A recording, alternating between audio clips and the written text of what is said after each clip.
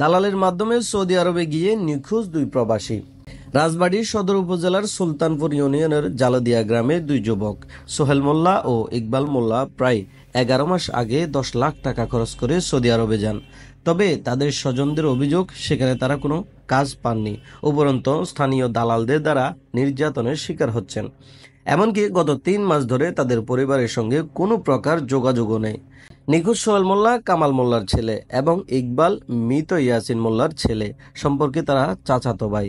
নিখোঁজদের পরিবার সূত্রে জানা যায়, প্রতিবেশী মনিরুদ্দিন মোল্লা ও তার শ্যালক মামুন মোল্লা ভালো চাকরির প্রলোভন দেখিয়ে সোহেল ও ইকবালের কাছ থেকে 10 লাখ টাকা নেন।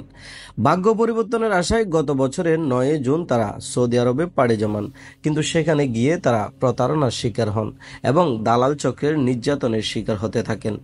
অভিযোগ আরও গুরুতর। চলিত বছরের 7 ফেব্রুয়ারি কাজ পাইয়ে দেওয়ার মিথ্যা আশ্বাস দিয়ে দালাল মনিরুদ্দিন ও মামুন তাদের পরিবারের কাছ থেকে আরও 2 লাখ টাকা হাতিয়ে নেয়। এরপর থেকে সোহেল ও ইকবালের সঙ্গে তাদের পরিবারের সকল প্রকার যোগাযোগ বিচ্ছিন্ন হয়ে যায়। দীর্ঘ 3 মাস ধরে তাদের কোনো খোঁজ না পাওয়ায় পরিবারে চরম উদ্বেগ ও উৎকণ্ঠা বিরাজ করছে। এই পরিস্থিতিতে নিখোঁজ সোহেলের স্ত্রী রিনা আক্তার গত রোববার রাজবাড়ীর মানব পাচার অপরাধ দমন ট্রাইব্যুনালে অভিযুক্ত দুই দালাল মনিরুদ্দিন মোল্লা ও মামুন মোল্লার বিরুদ্ধে মানব পাচার প্রতিরোধ ও দমন আইনে একটি মামলা দায়ের করেছেন।